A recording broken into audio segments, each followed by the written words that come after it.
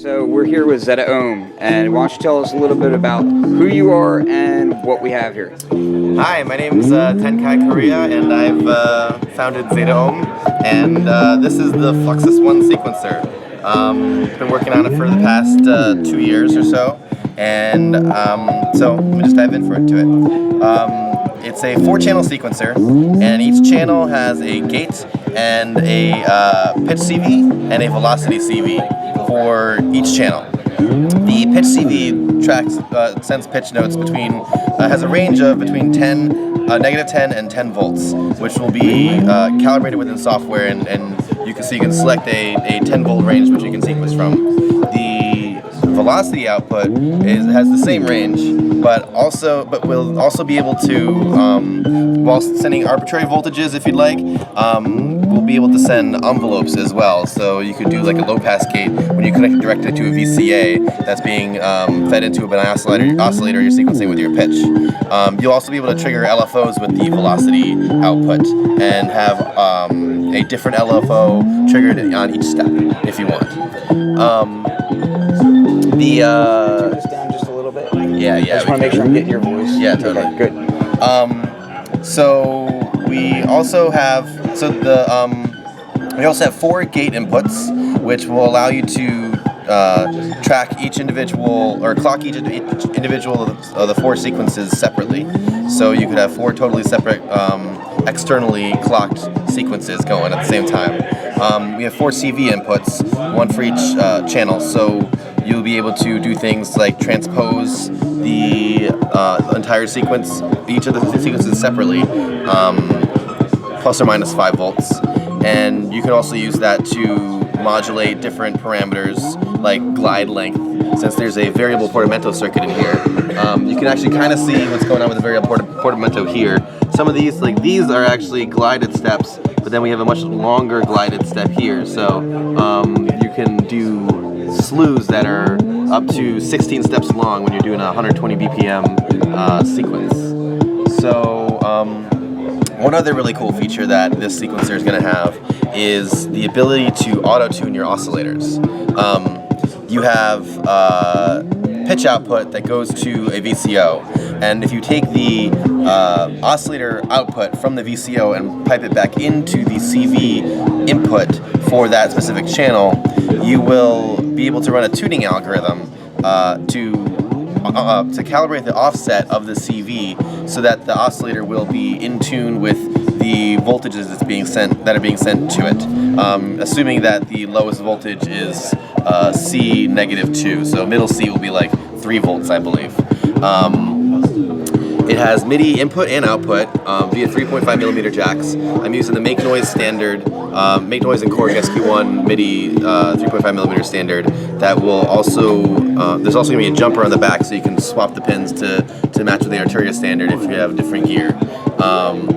And there's also USB MIDI in and out. So you can hook this up directly to your computer and use USB MIDI sync to sync with much lower latency than you can with 3.5 millimeter or regular MIDI jacks. You can also sync to Electron gear with the USB MIDI jack. You will also be able to reprogram the machine through USB MIDI, as well as use, I'm trying to get USB host mode to work. So you will be able to plug in a external USB keyboard to program the notes, or use the entire sequencer as an arpeggiator instead. So you can plug in like a Q-Nexus, and this will supply bus power to the Q-Nexus, so you don't need any other extra power supply. And you just play the keyboard in and it will arpeggiate for you, or you can use the buttons in the Q-Nexus to advance through steps while you program it. So it'll be a much faster program interface. So the software is still being written? The software is still being written. I've been spending most of my time developing the hardware and making sure that the hardware is rock solid. I wrote most of the sequencing engine, so the underlying layers that are required to make the rest of the thing work. So I had the framework to add all these new bells and whistles, but I wanted to make sure that the core functionality was as perfect as I could get it before I started moving on to the next. Let's talk about the buttons. Yeah. Okay. So obviously this is an early production prototype, and the panel and everything is going to be different. But the buttons, tell me the story about how you're going to do these buttons. So the buttons right now are, I actually 3D printed the shapes, and then I epoxied a laser cut light diffusing acrylic on top, because there's point LEDs underneath each of these buttons. So without the light diffusion, it gets it's not really pretty. So these shapes originally emerged out of a touch capacitive faceplate that I had designed, which didn't really work very well. So I had all these cool little buttons that I really wanted to keep in the design. So I decided I'm gonna figure out a way to do it. So the production buttons will be resin casted for the initial run anyway. And the resin casted buttons will all have some very unique little features since they're going to be all done by hand. And you're going to have them like glittery, or yeah, they need to have some sort of light diffusion element put into the transparent resin.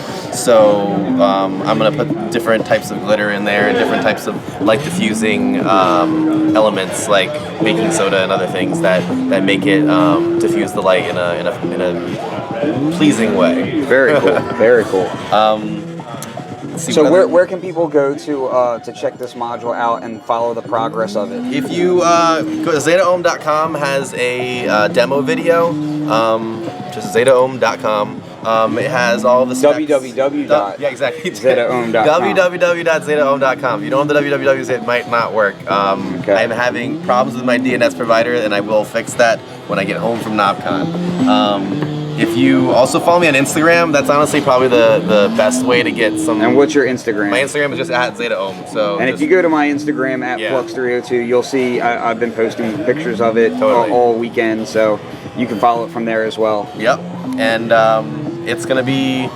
I'm anticipating I would like to have it out by Christmas. Excellent. That's I think that might be a little ambitious. So my drop dead date is to release it by the end of January for Excellent. so I can get it out and in beta testers' hands before then and in production as soon as possible. Very cool. So, all right. Well, this is Flux of Fluxwithit.com checking it out, and Zetaohm and the Fluxus One, which I will forever pretend that it's named after me. Whether it's it is, of course, man. It's all for you, dude. So it's awesome though. So I really want everybody to kind of check this thing out and follow it, because some of the things that we were kind of talking about earlier that this thing could possibly do, it's really going to blow people's minds. So definitely a very cool sequencer. So thank you.